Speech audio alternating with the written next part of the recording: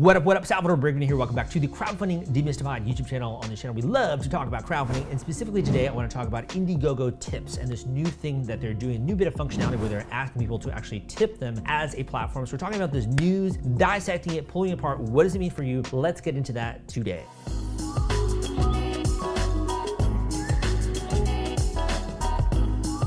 Okay, man, again, I am Salvador Brigman, and I've been in this industry since 2012. I started my podcast, Crowdfunding Demystified, in 2015. I have a bunch of books out there. I have my YouTube channel. I have my blog, CrowdCrux. I got some courses out there. I got my coaching, like a bunch of different stuff. I help occasionally on execution. So many things under the sun. And really, at the end of the day, I want to help you. I want to help creators just like you understand the industry better and also provide more transparency. So what I want to talk about today is this new Indiegogo tipping program. So I was actually watching this for a bit last year and seeing how it was in beta. It looks like now it's actually been officially rolled out. And one of the interesting things as well is that at the time I'm recording this video, it's also been rolled out to not only regular Indiegogo campaigns, but also Indiegogo in-demand campaigns. So I do think that this has far-reaching implications and why it's something to talk about. So let's kind of get into the nitty-gritty. So first of all, I invite you to also do a little bit of your own research. Don't just listen to what I'm saying, right? Go and check out on Indiegogo itself. Do your own homework. If we go to Indiegogo, and I'm gonna go to this one Indiegogo in-demand campaign, if we go here and we actually try to get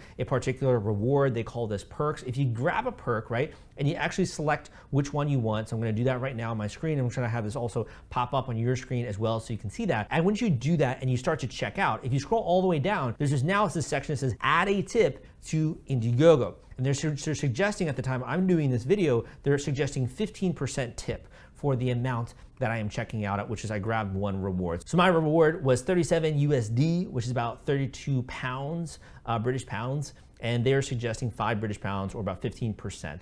So they are suggesting at 3 levels right now at the time I'm recording this: 10%, 15%, and 20%, or another amount. So they're suggesting that you actually tip them. And if you go to the top right-hand corner, you can see the amount that you are pledging. You can then see shipping, the subtotal there, then the Indiegogo tip, and then the final total. So rather than checking out at $37, I am actually checking out at $43, and that extra is going to Indiegogo, the platform itself. So I find this super interesting. It actually kind of leads itself into the history of crowdfunding. And I should write a book on crowdfunding. I should write like some kind of a textbook someday on this. But when it comes to the history of crowdfunding, actually this began, I think, in my opinion, started with more of the nonprofit and personal crowdfunding websites that are out there. I'm specifically thinking of mine of GoFundMe. So GoFundMe started in the same way as traditional rewards-based crowdfunding platforms, where they're charging 5% fee. However, over time they shifted, and rather than charging a percentage fee to people that are launching campaigns, instead they shifted their focus and instead asked people for a tip upon checkout. And in my opinion, that actually was phenomenally more successful and lucrative for them, which is why they obviously continued it, right? So they would actually ask for a percentage tip upon checkout, and that was like automatically calculated. So these would be the donors of a particular GoFundMe campaign. Lo and behold, other people and other platforms started to see this. They started to adopt this more and more. Indiegogo started when it came to charging different percentages based on flexed and fixed funding. They then kind of put those into one, and then there's just an extra percentage when it comes to in-demand, particularly if you're coming from a different platform. Now it looks like they not only have the 5% fee at the time I'm recording this video, but they also have an encouraging the backers of your campaign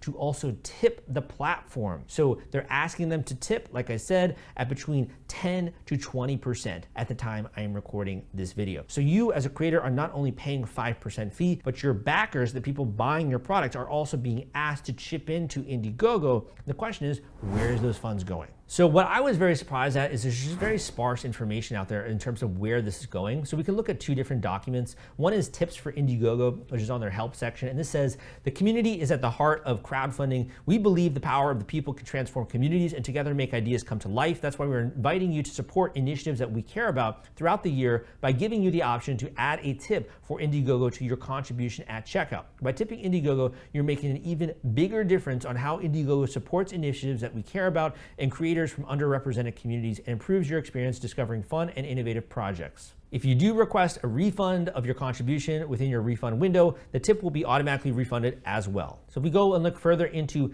this policy, another one says, how it works. Tips for Indiegogos will feature give backers the option to add a tip for Indiegogo to their contribution during checkout. Indiegogo will use a portion of backer tips to support initiatives that matter most to the Indiegogo community. Tips won't impact your campaign performance, and it's optimal for backers to leave a tip. In addition, tips are held separately from your held reserves and do not currently count towards your funds raised, so you will not impact your numbers in any way. By providing our backer community the option to tip add a tip for Indiegogo at checkout, we can use a portion of these tips to support crowdfunding specific initiatives.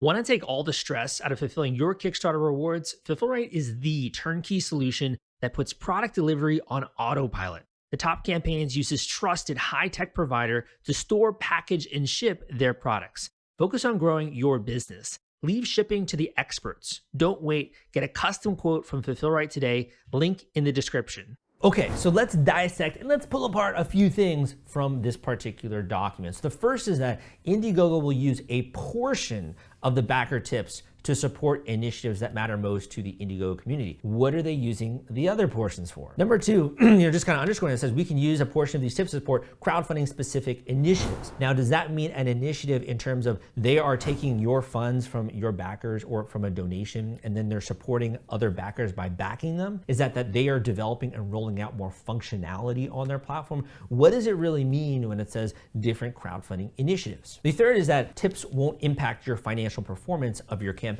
So that means if you're doing a 100K campaign, let's say you raise 100K, you pay the 5% fee, they're not getting into all like failed credit cards and stuff, let's just say 100K, right? You pay the 5% fee, then let's just say based on this, the question is really what percentage of people end up leaving a tip upon checkout. So we'll just assume for round numbers, 100% of people. Based on what Indiegogo is recommending, it's 15% of that particular checkout or revenue from that sale. So that means that if you raise 100K, and you can double check my math is not my strongest suit, man. You can double check my math. Let's just say you raise 100K, right? At a 15%, you're basically then could have raised 115K. That 15K is going directly as a contribution to Indiegogo, and then Indiegogo is taking that money and they're disseminating it in some ways that are going to amorphously help the crowdfunding community, and that's coming from the backers, that's not coming from you as a creator. So here are some of the things that raise questions in my mind. One is, I think that Indiegogo has to be a heck of a lot more transparent when it comes to this. Number one would be, where are the funds actually going? What initiatives are they talking about? They should have a massive list of like the things that they're thinking of using these funds for. If it is a donation, right? How is that actually helping these different initiatives? Being very transparent about that, being very clear. Basically right now, the way it reads is just like, hey, give us some of your funds and we'll use some of that money to support some initiatives, right? You have no idea if that's just going to the actual corporation. You have no idea if it's being outright donated again to another nonprofit or something like that. Like, you just have no idea where this is going. I have tried to find information online, and maybe you can do a better job of research, but I just wasn't able to find anything substantive. The other thing is like, what if you don't agree with those initiatives that Indiegogo is doing? What if they're having certain ideologies or certain ideas when it comes to supporting different things within the community that you don't necessarily agree with, right? So I think there's a lot of red flags there, which is also why they should be more transparent about some of those different initiatives. Is it, like I said, more functionality in the site, which is kind of like a business cost, honestly, right?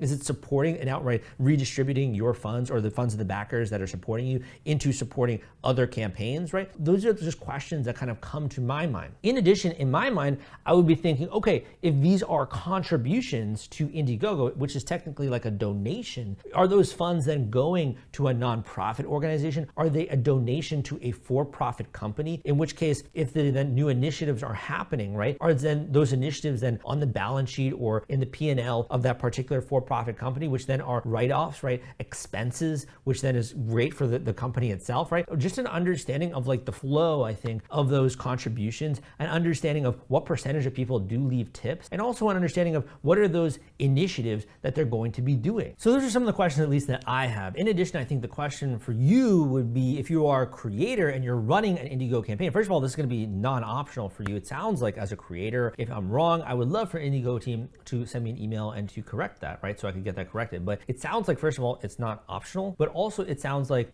as a creator, your backers are then coming to your actual project, they're supporting you. And then as well, they're having basically the amount of money which that person is being transacted with to be more. Does that create more friction, right? Does that mean that more people are going to abandon their cart checkout potentially if they see a higher number when they are checking out? Something really really interesting to think about, and that would help compare as well. Should I be running a campaign on Indiegogo, or should I be running a campaign on one of their competitors? The other thing I would say is, if Indiegogo is thinking about different functionality, which is designed to help Indiegogo's platform themselves and basically diverting funds from a backer to Indiegogo's platform itself, wouldn't more time be better spent thinking of ways for creators to maybe upsell those backers so they can then raise more money at the end of a checkout? So maybe like a one-time offer or something like that, or a special deal which people unlock. A lot of interesting ways I think that they could help creators, or maybe the creator himself gets a tip because the backer really likes the way that the creator ran the campaign. Or maybe even the creator, if these tips are coming in through their campaign, the creator gets to decide what are some of the other initiatives or how to direct those funds in the way that Kiva does. Like, I really like the way that Kiva does it, right? Where the creator is kind of like almost there. They're actually funding different types of people that need micro loans, right? So I would really want to learn more and just have more transparency. And again, this was in beta last year in 2021. So really curious to see where this goes. Hopefully there's more transparency in the future around this. And I would love to hear from you